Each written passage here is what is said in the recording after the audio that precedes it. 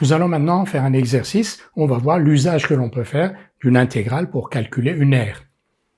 On nous donne la fonction f de t égale t puissance 3, la fonction cube que l'on connaît bien. Cf, donc sa courbe représentative, est donnée ici entre moins 1 et 1.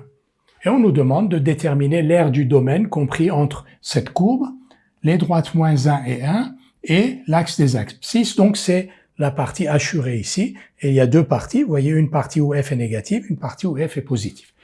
Ce que l'on a appris, c'est quand on a une fonction qui change de signe, pour calculer les aires, il faut d'abord calculer l'aire de la partie où f est négative, ensuite l'aire de la partie ou des parties où f est positive.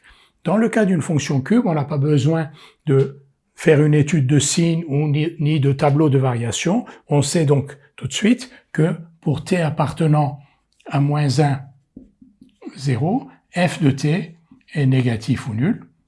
Donc la fonction cube est négative ou nulle pour t négative. Et donc on va calculer l'aire A1 séparément de l'aire A2.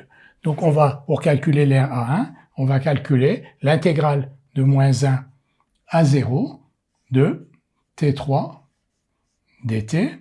Ça va donner une primitive de t3, t4 sur 4, entre 0 et moins 1.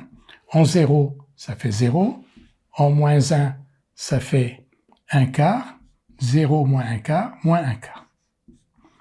Donc l'intégrale de f entre moins 1 et 0 est égale à moins 1 quart. Donc, comme f est négative, l'aire A1 est égale à moins cette intégrale. Alors, je ne vais pas mettre les unités d'aire tout de suite, je vais les écrire là. C'est égal à 1 quart d'unité d'aire. Donc, j'ai déterminé l'aire A1.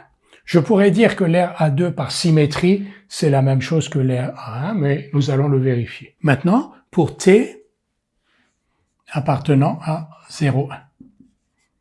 Donc, ici, on va calculer l'aire A2, donc on va déterminer l'intégrale de 0 à 1 de f de t dt, donc l'intégrale de 0 à 1 de t3 dt, comme tout à l'heure, donc t4 sur 4, entre 1 et 0, c'est 1 quart.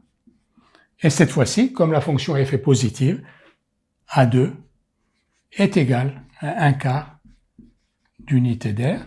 Donc, la surface qu'on nous demande, 1 quart plus 1 quart, c'est 1 demi d'unité d'aire. Vous vous souvenez que si on avait calculé l'intégrale de moins 1 à 1 de f de t dt, on aurait obtenu 0, moins 1 quart plus 1 quart, et on n'aurait pas obtenu l'aire qui nous est demandée.